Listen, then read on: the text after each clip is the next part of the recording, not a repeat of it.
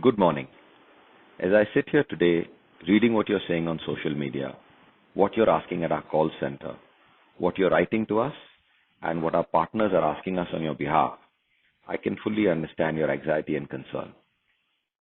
Some of your questions: will I get my money back? Why do I have to wait to get my money? When will I get my money? And what do I have to do to get my money are only natural. We had to make the extremely difficult decision to wind up six of our funds that we've managed for over 15 years only because, after exploring all options, we firmly believed this was the only viable option to preserve value for you. The COVID-19 pandemic and related lockdown made it impossible for us to continue to pay daily redemptions in these schemes. As you can see from the portfolio statement of these schemes that we put up on our website, the funds had to resort to borrowing increasing amounts of money or sell off its most liquid papers, potentially at a high cost, in order to fund redemptions. This situation was unsustainable as it was harming those investors who remained in the fund at the cost of those leaving. And we recognized that this decision would cause you significant concern. And therefore, please believe me when I say that we did not take this decision lightly, nor did we take it without understanding its consequences, no matter how difficult they might be for us. If we had felt there was any other way of achieving the objective of preserving value for you, we would certainly have chosen it. But in the need to protect value, we could no longer offer daily liquidity, and that, I know, is the core cause of your anxiety.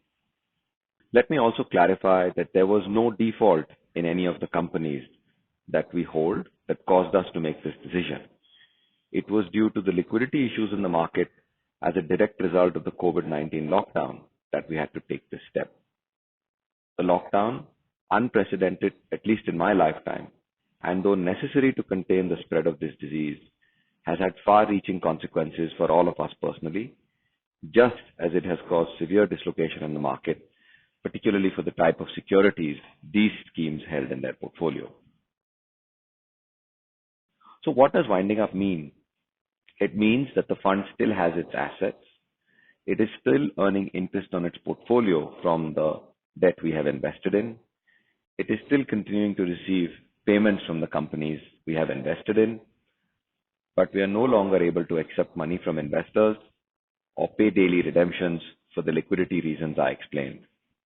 Winding up does not mean we have written off any assets or given up any dues from our investee companies. Let me try to answer your most pressing questions. First one being, will I get my money back? And the answer to that question is an unequivocal yes. We will aim to balance between giving you the maximum amount and giving it to you in the shortest possible time. You may ask, how will we do this?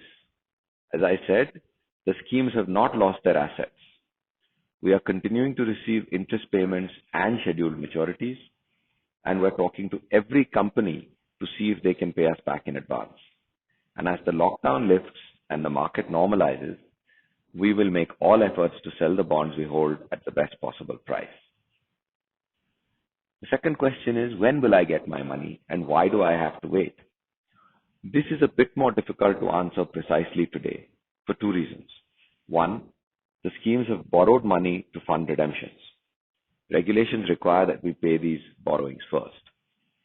If we simply look at the maturity schedule we have posted on our website, this shows that you can start to receive money as early as June in some of our schemes, but for others the wait is longer.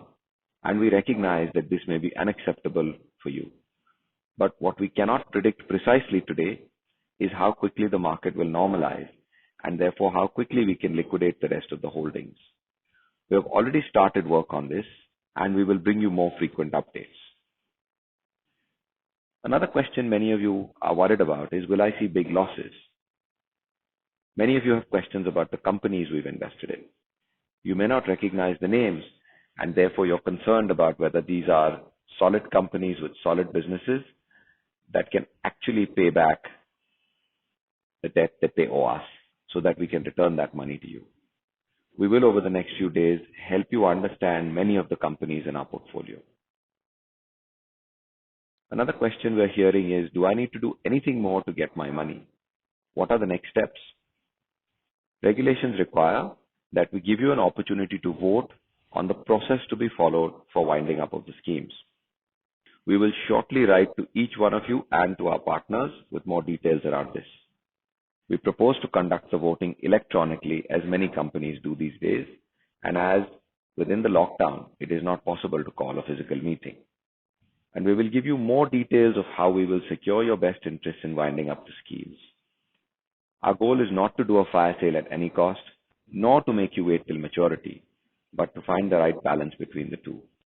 We will also tell you exactly what oversight and control mechanisms we will put in place and how we will keep you informed on a regular basis.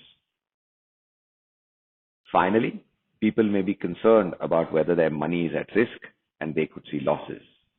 The schemes continue to be invested in debt securities, and just as when the schemes were open for subscriptions and redemptions, there was a risk that some company could face delays in paying us.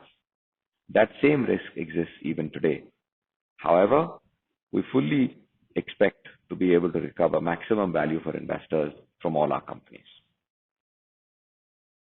You may have questions about the borrowing and whether do we really have to repay the borrowing first, and will that take money away from you? We do have to actually pay off the borrowing first under regulations, but the schemes have assets to repay the borrowing in addition to assets equal to 100% of the declared NAV. Therefore, while we will be paying the borrowing first, it does not take away any value from the scheme's unit holders. If you look at the portfolio we've posted on the website, you will see, for example, that if a scheme had 10% borrowing, it will have assets equal to 110%, a negative cash balance of 10%, which indicates the amount borrows, and therefore net assets of 100%, which make up the value of the NAV that we have declared, and which represents the holdings that we will sell or receive maturities from to return money to unit holders. Finally, many of you have expressed concerns about whether this impacts our other funds and therefore whether we are leaving India. Let me assure you that we are committed to being in India. We are working to return your money in these schemes at the earliest possible time, that there is no impact on the other schemes that we manage, whether fixed income, hybrid or equity. There is no reason to pull out of other investments that you have with us or in other high quality schemes across the industry in panic. We know many of you may not believe us today, but hopefully when you start to receive money in your bank accounts, you will have greater confidence in what we are telling you. And in the interim, we're committed to giving you as much transparency as we can into the portfolios and the process to help you understand that we are working as hard as possible to return your money to you. I know at this time much of what we say may be difficult for you to accept, and I recognize that there are only two things we can do that may help reduce your anxiety in the short term. Answer your questions with transparency and start to return money as quickly as possible. And that is all my team and I are focused on. Please continue to reach out with your questions and concerns. Email us at service@franklintempleton.com, and my team and I will do our best to answer all your questions. Thank you again for listening. Mutual fund investments are subject to market risks. Read all scheme-related documents carefully.